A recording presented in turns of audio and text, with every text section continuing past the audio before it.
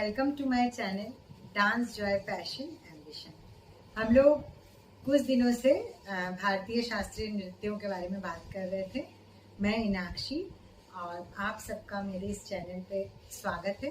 Practical classes काफ़ी सारे मैंने भरतनाट्यम पे ट्यूटोरियल वीडियो शेयर किया है आपसे, और क्लासिकल डांस की श्रेणी में हम लोगों ने भरतनाट्यम, कथक तथा ओडिसी के बारे में बात की। अब मैं चौथे वाले पोर्शन पे आ जाती हूँ, कथकली के बारे में। कथकली एक ऐसा शास्त्रीय नृत्य है जो नृत्य नाट्य के नाम से प्रसिद्ध है। इसे मालाबार का विश्व प्रसिद्ध नृत्य शैली माना जाता है और इसका संबंध केरल से है। लेकिन नेट के एग्जाम्स में ऐसे पूछे जाते हैं कि भारत के दक्षिण पश्चिम स्थित केरल राज्य का एक धार्मिक अनुष्ठान या नृत्य किसे कहते हैं, तो हम उसे कथकली कहेंगे। अब धार्मिक अनुष्ठानों की जो बात हो रही है, तो कथकली का संबंध धार्मिक अनुष्ठान से है। ये भी मंदिरों की परंपरा से जुड़ी हुई है और इसका काल माना जाता है 12वीं शताब्दी। 12वीं शताब्दी में केरल में मंदिरों में ये नृत्य शुरू हुआ, जो देवताओं को प्रस्तुत किया जाता था और इसमें श्लोक, वंदना इत्यादि काफ़ी अच्छी तरह से प्रस्तुत किया जाता था। और इसे मंदिरों के बाहर प्रांगण में, मतलब देवताओं को तो संबोधित किया गया, ये अलग चीज़ है, लेकिन इसको करने के लिए जगह बहुत चाहिए होती है, क्योंकि इसमें काफ़ी सारे पात्र होते हैं और महाकाव्यों को लेकर कथकली की प्रस्तुति की जाती है नृत्य नाटिका के रूप में, जिसमें रामायण है, महाभारत है और भी महत्वपूर्ण कई महाकाव्य को लेकर धार्मिक अनुष्ठान किए जाते हैं। इसमें बड़े बड़े पर्दे लगाया जाता है और उसको जब कार्यक्रम की शुरुआत होती है तो क्या होता है कि दो लड़के उस पर्दे को पकड़ के सामने की तरफ आते हैं। इसको मैं एक स्टोरी की तरह सुनाती हूँ। तो दो लड़के जैसे सामने आ गए तो उसको त्रिशाला कहते हैं उस पर्दे को। उसके पीछे एक छोटी सी तिपाई, चारपाई जो भी कह लें, वो एक रखा होता है जिसपे मुख्य कलाकार बैठता है और साथ में पर्दे के पीछे कुछ कुछ आवाज़ होना स्टार्ट हो जाता है, जैसे ढोल नगाड़े बजते हैं और ये सब। तो इसको कार्यक्रम की शुरुआत मानी जाती है, जिसको हम बोल सकते हैं कि बहुत तेज एक शोर के साथ एक आह्वान करना, जिसके बाद दर्शकों का आना शुरू हो जाता है। वो लोग वहाँ पे बैठ जाते हैं, उस पर श्लोक, मंगल गान फिर शुरू होता है। उसके बाद थोड़ियम है, फिर उसके बाद पूरा पद्दू, ये कार्यक्रम का एक अंश है जिसके अंतर्गत गायक, वादक और जो नर्तक है वो अपनी कुशलता का परिचय देते हैं। उसके बाद धीरे धीरे ये कार्यक्रम जब आगे बढ़ने लगता है तो उसके अंतर्गत जब रामायण का महाकाव्य प्रस्तुत किया जाता है, तो जिसमें हनुमान का प्रसंग आता है, तो उसमें जैसे हनुमान लक्ष्मण के लिए वो संजीवनी बूटी लाने जाते हैं, तो वो जो पीछे वाली तिपाई रहती है उसको पहाड़ के रूप में प्रयोग किया जाता है। कथकली के विषय में कहा जाता है कि इसको एक कहानी की तरह, जमेरिन के राजा थे एक, उनको एक दिन कहा जाता है कि भगवान कृष्ण स्वप्न में आए और उन्होंने उन्हें एक मोर पंख भेंट स्वरूप दिया और कहा कि आप एक ऐसा मेरे लिए कृष्ण लीला से संबंधित एक नृत्य नाटिका तैयार करिए। उनको कृष्ण का ये स्वप्न वाला दृश्य याद रहा और उन्होंने धार्मिक अनुष्ठान तथा नाट्य की पृष्ठभूमि तथा मंदिरों से संबंधित अंश को लेकर और महाभारत को ध्यान में रखते हुए उन्होंने कृष्ण अट्टम की रचना की, जिसके अंतर्गत महाभारत के काव्य का प्रसंग लिया गया। और इसके बाद उनका ये नृत्य शैली काफ़ी हद तक बहुत जगह प्रस्तुत होने लगा, फिर इसका प्रचार प्रसार होने लगा। उसके बाद उनको एक बाहर के राजा थे, बगल में उनके पड़ोसी राज्य के, उनका नाम था कोट्टाकरा। उन्होंने इस नृत्य को प्रदर्शित करने के लिए जमेरिन को अपने यहाँ आमंत्रित किया। तो उन्होंने पहले क्या किया कि मना कर दिया, तब उनको ये बात अच्छी नहीं लगी, तो उन्होंने अपने यहाँ पर नृत्य विशारद नंबूद्री ब्राह्मणों को आमंत्रित किया तथा वहाँ पर एक उनके राज्य में नाट्य शैली तैयार की और उसका उन्होंने राम नाट्यम या राम नाटकम के नाम से उसे प्रचारित और प्रसारित किया। लेकिन उसके साथ ये कथाकली शब्द ठीक नहीं बैठ रहा था और फिर उन्होंने इसको आगे बढ़ाते हुए, जैसे जब राम अट्टम हो रहा था, राम अट्टम की पृष्ठभूमि पर जब नृत्य नाटिका तैयार हो गई, तब उन्होंने क्या किया कि इसके बाद उन्होंने महाभारत की कहानी को उन्होंने भी लिया और लेके फिर उन्होंने महाभारत का प्रसंग उठाया और कई नृत्य नाटिकाएं तैयार की। तो उस पर भी उनको ये नाम सही नहीं लगा, उसके साथ राम अट्टम, तब उन्होंने इसका नाम कथाकली रखा। अब कथाकली शब्द का शाब्दिक अर्थ क्या होता है? कथा मतलब संस्कृत में कहानी, कथा शब्द संस्कृत का हिंदी में से कहानी कहते हैं, और कली एक द्रविड़ शब्द है जिसका अर्थ होता है खेल। तो कथाकली का तात्पर्य ये हुआ कि कथा के माध्यम से एक खेल को खेलना। तो जैसे जैसे कथा आगे बढ़ती है ये खेल आगे बढ़ता है। तो इसमें रामायण महाभारत इन सब का प्रसंग आएगा, हनुमान का प्रसंग आता है, भीम का आएगा, तो उसको अलग अलग सेक्शंस करके फिर उसके बाद इसको स्टार्ट किया जाता है।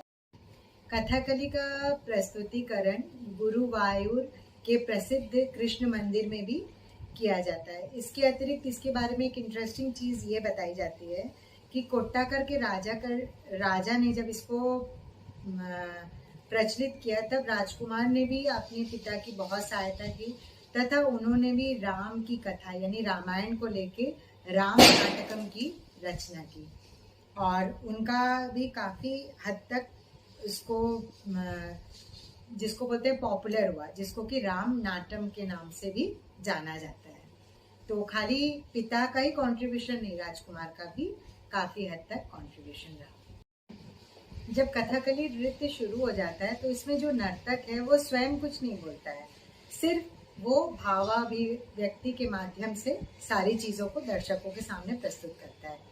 यहाँ पे मुख्य कार्य होता है गायन का, जो कि गायन प्रस्तुत करते हैं उसके दौरान कुछ कुछ शब्द बोले जाते हैं, कुछ श्लोक पढ़े जाते हैं और उसके बाद ये अभिनय तथा गीत के साथ साथ अभिनेता अपना अभिनय प्रस्तुत करता है, जिसमें वो अपनी भावनाओं को हस्त मुद्राओं के माध्यम से व्यक्त करता है। कथाकली के विषय में एक चीज़ ये कही जाती है कि इसमें 30 तरह की नृत्य नाटिकाएं प्रस्तुत की जाती हैं और 300 तरह के हस्त तथा पैर की मुद्राओं का और ये जो बॉडी मूवमेंट्स जिसको कहा जाए, इसको माना जाता है ये लगभग 300 तरह के होते हैं। हालांकि ये पहले बहुत सारे प्रयोग होते थे, अब धीरे धीरे इनका प्रयोग कुछ कम हुआ है, लेकिन जब मैंने एक वर्कशॉप किया उस दौरान मैंने कथकली में एक बहुत इंटरेस्टिंग चीज़ देखी। उसमें क्या देखा कि ये लोग पैर के अंगूठे को फोल्ड करते हैं और पैर के पंजे को फोल्ड करते हैं और करने के बाद फिर ये बेसिक स्टेप्स करते हैं। बहुत टफ होता है, मतलब इसको करने में उनको सीखने में कई साल लग जाते हैं। जैसे छोटे छोटे बच्चों को धीरे धीरे प्रैक्टिस कराया जाता है, कराते कराते जब सालों साल बीत जाते हैं तब इसमें वो निपुण हो जाते हैं। और ये एक ऐसा नृत्य नाट्य है जो कि भारत की सभ्यता संस्कृति को इस तरह से प्रस्तुत करता है कि अगर आप भारत की सभ्यता के बारे में, संस्कृति के बारे में, धार्मिक अनुष्ठानों के बारे में जानना चाहते हैं तो आप प्लीज़ इस नृत्य नाटिका को देखिए, अन्य शास्त्रीय नृत्यों को देखिए, आपको बहुत कुछ पता चलेगा जो कि विदेशों में कहीं नहीं मिलेगा। क्योंकि धीरे धीरे ये जो भारतीय सभ्यता है, संस्कृति है, ये विलुप्त होती जा रही है, लेकिन एक शास्त्रीय नृत्य है जिसके माध्यम से ये सारी चीज़ें हम उसको फिर से जो है अपने चरम सीमा पे ला सकते हैं, अपने इंडियन हिस्ट्री कल्चर को हम रिप्रेजेंट कर सकते हैं। और नेट में ज़्यादातर कथकली में जो टफ वर्ड होते हैं, जैसे पुरपदु क्या है, थोड़ियम क्या है, तो ये सब पर्दे के पीछे का अंश है जिसके अंतर्गत नृत्य इसमें प्रस्तुत किया जाता है। अब इसमें मेकअप की बात होती है तो मेकअप इसका बहुत इम्पॉर्टेंट हिस्सा है, जिसमें अलग अलग कलर का प्रयोग अलग अलग कैरेक्टर के लिए किया जाता है, जिसको बोलते हैं पच्चा, कत्ती, ताड़ी, मिनक्कू। पच्चा मीन्स ग्रीन कलर, फिर उसके बाद ताड़ी मीन्स दाढ़ी, मिनक्कू लेडीज कैरेक्टर के लिए orange, red, light colour use किए जाते हैं। तो इसमें अब डिटेल में हम बताते हैं कि इसके जो मेकअप होते हैं उनको करने के लिए कुशल शिल्पी होते हैं, जो कि सालों साल से इसी कार्य में लगे हुए रहते हैं। और पच्चा कलर किसको यूज़ किया जाता है? पच्चा कलर जैसे हमने नायक प्रसंग पढ़ा, उसमें जो धीरोदत्त या धीर ललित नायक होते हैं, तो जो धीरोदत्त मेन होता है, जो वीर रस से परिपूर्ण हो, मतलब इस मेकअप में वो राजा भी होगा, वीर भी होगा, और तब उसके चेहरे पे ये हरे रंग का रंग इस्तेमाल होगा, जिसको पच्चा कहते हैं। और इसमें वो मुकुट, इनके मुकुट बहुत फेमस होते हैं, और जो उनके प्रभा मंडल की आभा को बढ़ा देते हैं, जिसको किरीट कहा जाता है। और उसमें मधुमक्खी तथा मोर पंख उसका डेकोरेशन किया जाता है, स्टोन का डेकोरेशन होता है। और इस मुकुट को पहनने के बाद बहुत काफ़ी भारी होता है, और इसमें वीर रस का प्रसंग प्रस्तुत किया जाता है। इसमें कृष्ण, राम, इन सब का प्रसंग आता है, और जो उसमें मोर पंख लगा होता है उसको वट मूडी भी कहा जाता है। पच्चा के बाद अब कत्ती। कत्ती का संबंध होता है कि इसमें भी ग्रीन कलर तो यूज़ होगा, लेकिन गाल के पास इसमें दूसरे कलर का प्रयोग किया जाएगा। आंखों के आसपास काले घेरे बनाए जाएंगे। इसमें भी राजा का वर्णन होता है, लेकिन उस राजा में खलनायक वाली भूमिका होगी। जैसे फॉर एग्जाम्पल रावण है, दुर्योधन है, दुशासन है, इन सब की बात जब भी होती है तो ये लोग भी राजा थे, इनके अंदर भी काफ़ी अच्छे गुण थे, लेकिन इनका चरित्र कैसा था? वो खलनायक है। तो इस पात्र का जब मेकअप किया जाता है तो उसमें ग्रीन के साथ साथ रेड कलर का यूज़ किया जाता है, और ये जब परफॉर्म करते हैं तो इस पात्र के परफॉर्मेंस के दौरान कई भयानक आवाज़ निकलती है। इसके अतिरिक्त ताड़ी, ताड़ी मीन्स दाढ़ी होती है। अलग अलग पात्रों के अलग अलग कलर की दाढ़ी होती है, जिसमें हनुमान का जो मेकअप होता है उनका वाइट कलर का किया जाता है, बहुत स्पेशल। कथकली में एक बहुत स्पेशल होता है हनुमान का मेकअप, और हनुमान के मेकअप में उनके जो मुकुट को वट मूडी कहा जाता है, और उनके मेकअप को वेल ताड़ी। ये आप नोट कर लीजिए, क्योंकि ये विशेष मेकअप है, इसके बारे में नेट के एग्जाम्स में पूछे जाते हैं। इसमें जो मेकअप होता है उसको बोला जाता है वेल ताड़ी, और हनुमान के मुकुट को वट मूडी।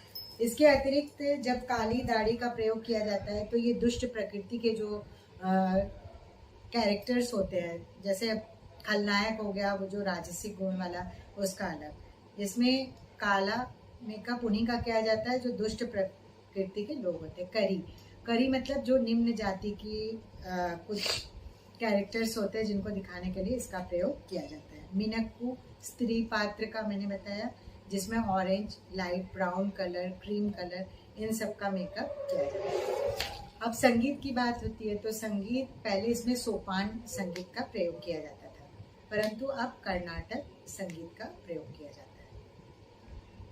कथकली नृत्य शैली में जब भी संगीत की बात होती है तो इसमें सबसे इम्पोर्टेंट होता है चार ड्रम, जिसको कि चेंडा, चेंडा कहा जाता है, इड्डका इसके नाम से जाना जाता है। और इसमें एक चीज़ और बड़ा इंटरेस्टिंग है, जो पहले इसमें चावल का आटा होता था जिसको चट्टी, चट्टी बोला जाता है।